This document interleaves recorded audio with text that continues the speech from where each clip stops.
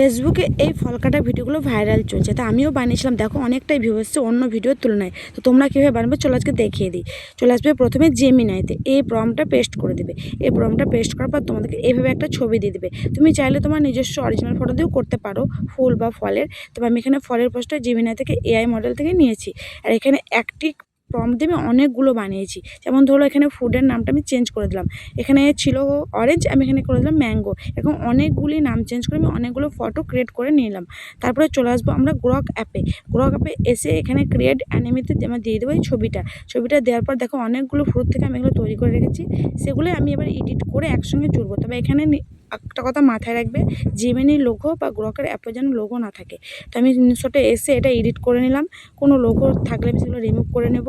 আর ভিডিওটা পুরোটা আমি নেব না, কিছু কাটছে না, নিজের মতো করে তুমি সাজিয়ে এডিট করবে যেন দেখতে সুন্দর লাগে। কারণ যেভাবে আমরা চাইবো সেভাবে তো কখনো দেবে না, তাই নিজের মতো একটু বানিয়ে নেবে।